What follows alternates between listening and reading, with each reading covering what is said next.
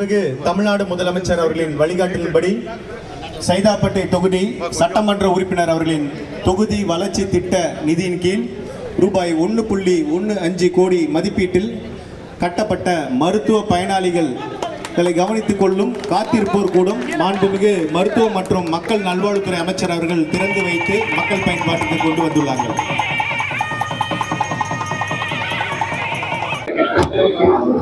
சைதாப்பேட்டை அரசு மருத்துவமனை என்பது ஒரு நூற்றாண்டை கடந்த பழமையான மருத்துவமனை.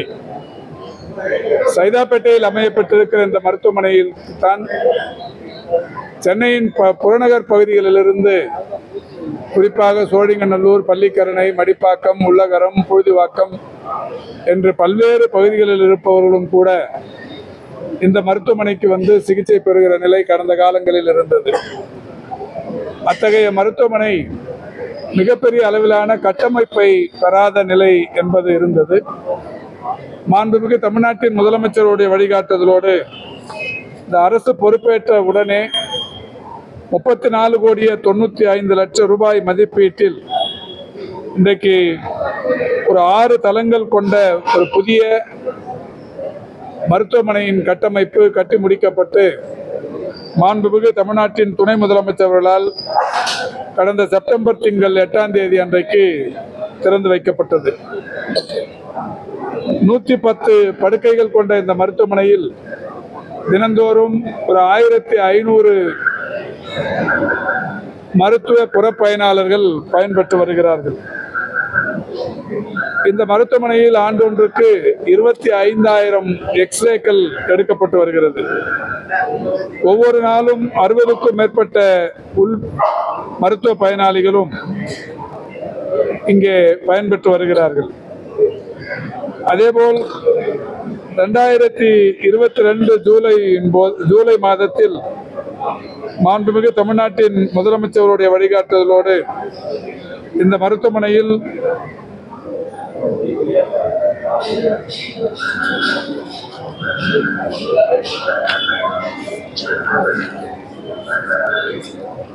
செய்து கொள்வதற்கு ஏதுவாக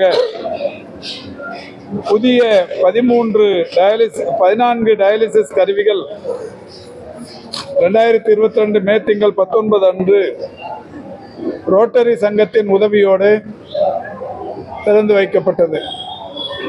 அது முதல் தொடர்ந்து இன்றைக்கு தினந்தோறும் ஒரு 3 பிரிவுகள் என்கின்ற வகையில் டயாலிசிஸ் மிகப்பெரிய அளவில் பயனை தந்து கொண்டிருக்கின்றது.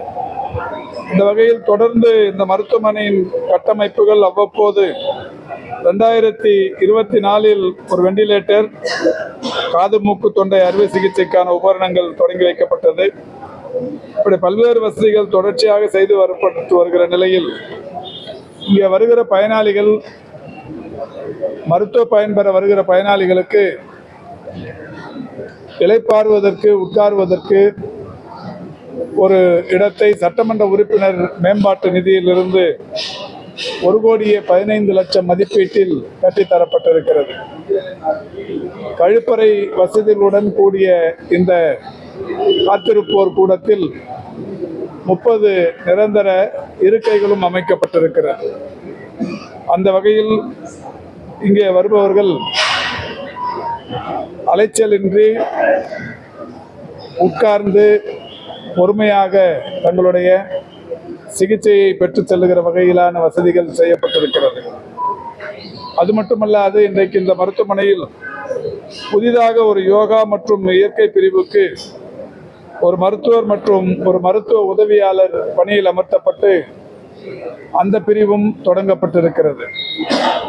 இங்கே வருகிற மருத்துவ பயனாளர்களுக்கு யோகா பயிற்சி, மூச்சு பயிற்சி போன்ற பயிற்சிகளை வழங்குவதற்கு ஏதுவாக அந்த இருவர் இன்றைக்கு பணியில் அமர்த்தப்பட்டிருக்கிறார்கள்.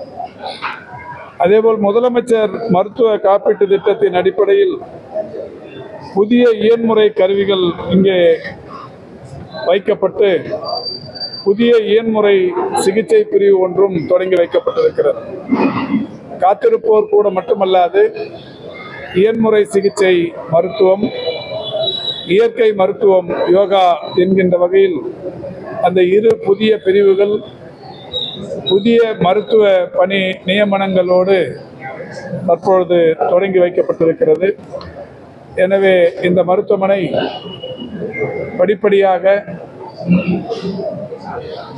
தரம் உயர்த்தப்பட்டு வருகிறது. மருத்துவ பயனாளர்கள் பெரிய அளவில் பயன்பெறுகிற வகையில் இதனுடைய கட்டமைப்புகள் மாண்புமிகு முதல்வர் அவருடைய வழிகாட்டுதலோடு தொடர்ந்து செய்யப்பட்டு வருகிறது. ஏற்கனவே சைதாப்பேட்டையை பொறுத்தவரை 500 கோடிக்கும்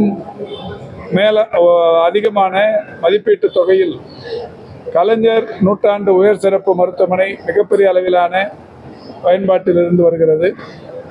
அதேபோல் இந்தியாவிலேயே பிரத்யேகமான வயது மூத்தவர்களுக்கான மருத்துவமனையும் மிகப்பெரிய அளவில் பயன்பாட்டில் இருந்து வருகிறது. அந்த வகையில் மாண்புமிகு தமிழ்நாட்டின் முதலமைச்சர் அவர்கள் 417 கோடியே 7 லட்சம் மதிப்பீட்டில் 6.5 ஏக்கர் நிலப்பரப்பில் அதே வளாகத்தில் குழந்தைகளுக்கான உலகின் மிகப்பெரிய ஒரு மருத்துவமனை மற்றும் ஆராய்ச்சி மையத்திற்கு அடிக்கல் நாட்டினார்கள். அந்த பணியும் தற்பொழுது வேகமாக நடைபெற்றுக் கொண்டிருக்கிறது. அந்த வகையில் மருத்துவ கட்டமைப்புகள் மாண்புமிகு தமிழ்நாட்டின் முதலமைச்சருடைய வழிகாட்டுதலோடு சைதாப்பேட்டையில் மிக வேகமாக செய்யப்பட்டு வருகிறது. சார், இந்தியா முழுவதும் கேஸ் தட்டுப்பாடு அதிகமா இருக்கு. அரசு மருத்துவமனையில் சமையலுக்கு இது சம்பந்தமாக இன்றைக்கு மக்கள் நல்வாழ்வுத்துறையின் செயலாளர் அவர்கள் அனைத்து கல்லூரி முதல்வர்கள் மற்றும் அனைத்து மாவட்ட இணை இயக்குநர்கள் துணை இயக்குநர்களுடனான ஒரு கூட்டத்தை நடத்தி எரிவாயு தட்டுப்பாடு இருக்கின்ற காரணத்தினால் இப்பொழுது இந்த வாரத்துக்கு பிரச்சனை இல்லை.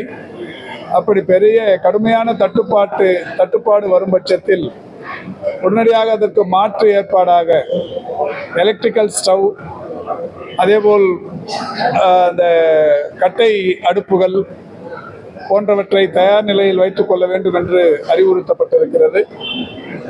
அதுவும் கூட மருத்துவமனைகளில் உடனடியாக எந்த மருத்துவ பயனாளர்களும் பாதிக்கப்பட்டு விடக்கூடாது என்பதால் பால், பழம், ரொட்டி போன்ற உணவு வகைகளை தயாரித்து வைத்துக் கொண்டிருக்க வேண்டும் என்று அறிவுறுத்தப்பட்டிருக்கிறது. எந்த இடத்திலும் ஒரு மருத்துவ பயனாளியும் பாதித்துவிடக்கூடாது என்பதில் அக்கறையோடு மாண்புமிகு தமிழ்நாட்டின் முதலமைச்சருடைய வழிகாட்டுதலோடு இந்த பணிகள் முன்னெச்சரிக்கை நடவடிக்கையாகவே செய்யப்பட்டு வருகிறது.